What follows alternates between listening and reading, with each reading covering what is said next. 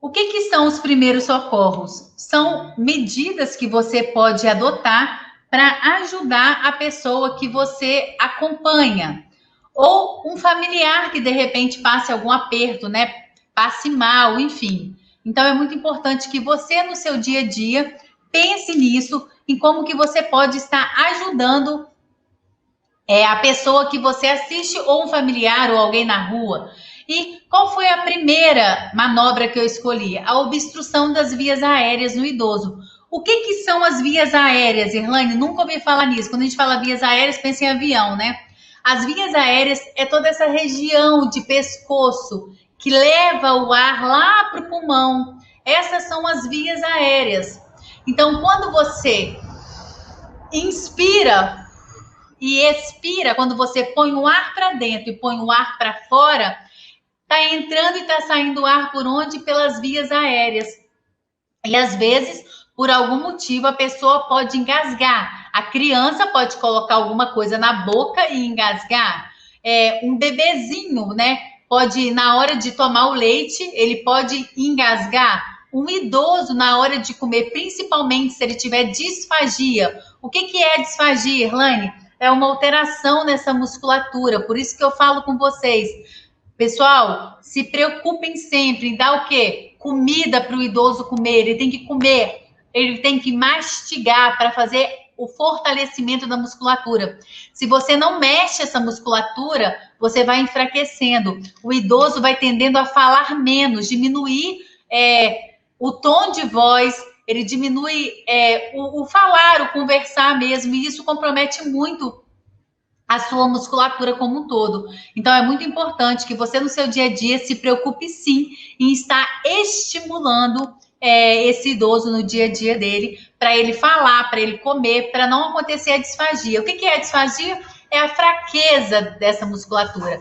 Tá fraca, ele tem dificuldade para engolir. Às vezes, uma pessoa, por cuidado, por zelo com aquele ente que ela ama, começa a dar sopa. Por quê? Na sopa tem todos os nutrientes, né? Tem legume, tem verdura, tem a carne amassadinha. Então ele começa a dar sopa, porque é melhor, ele come mais se ele comer a sopa.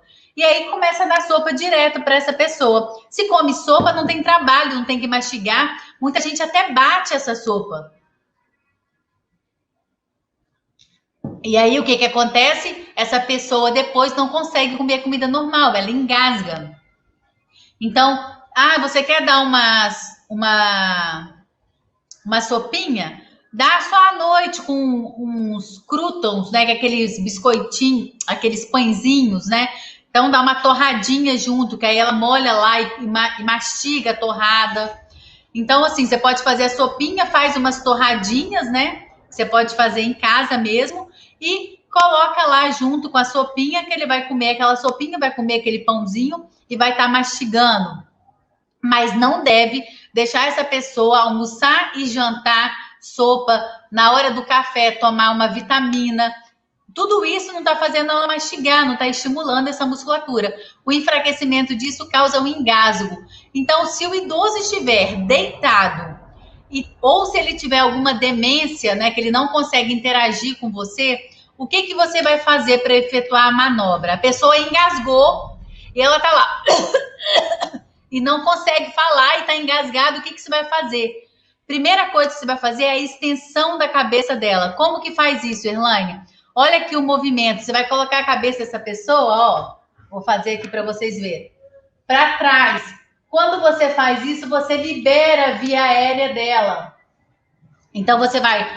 A pessoa está deitada, tira o travesseiro e põe a cabeça dessa pessoa para trás. Para quê? Para deixar essa via aérea toda retinha. Você vai estar liberando. Se tem alguma coisa ali para poder facilitar. Você vai tentar tirar tudo que está apertando ela, roupa, gravata, cinto, deixar ela o mais livre possível. Vai abrir a boca e vai ver se tem alguma coisa, algum corpo estranho na boca dela e tirar, né, se tiver. Então, essa é a primeira manobra, tá? Existe uma outra possibilidade, que são pancadas interescapulares. O que é isso? A pessoa está em pé e começou a engasgar. você vai se juntar junto à vítima na lateral, tá? Ligeiramente para trás. Vai segurar, né? Posicionar uma mão no tórax dela e a outra mão você vai dar os tapinhas. É aquilo que a gente fala assim, tá engasgada, fala, opa, você bate nas costas. É para essa função. Só que quando você bate nas costas, você não faz essa flexão para frente, tá vendo? E aí, nessa foto aí, você tá vendo que eu tô fazendo a flexão para frente. Então, você vai girar a pessoa um pouquinho para frente, vai segurar com uma mão no tórax dela e a outra mão você vai fazer o movimento, dar as batidinhas. E aí você vai bater mais ou menos 5 pancadinhas, espera um pouco, bate mais 5, até a pessoa desengasgar, tudo bem? Então ficou essa dica, hein? Pessoa em pé, dá os tapinhas. Existe uma manobra que chama manobra de Henle. Usou aquela e a pessoa não desengasga, tá? Não tá passando. O que você vai fazer? Você vai abraçar a pessoa e você...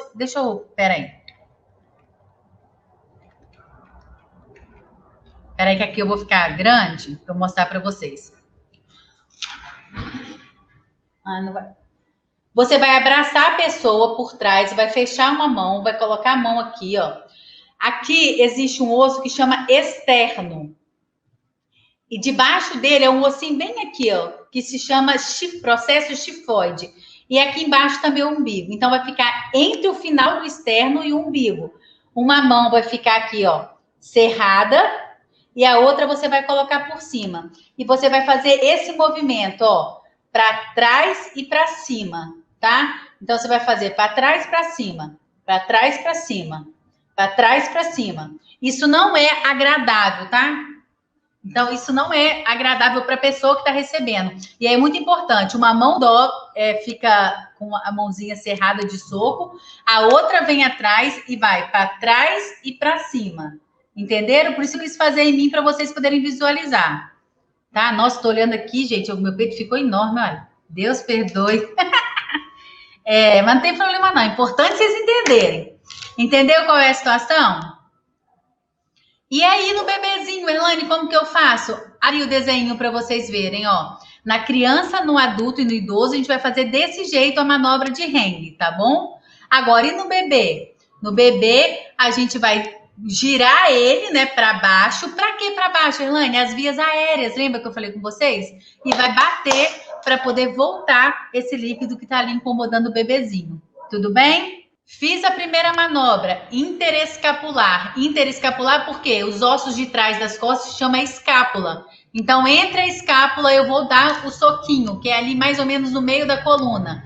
1, 2, 3, 4, 5. 1, 2, 3, 4, 5. 1, 2, 3, 4, 5. Um soquinho bom, tá?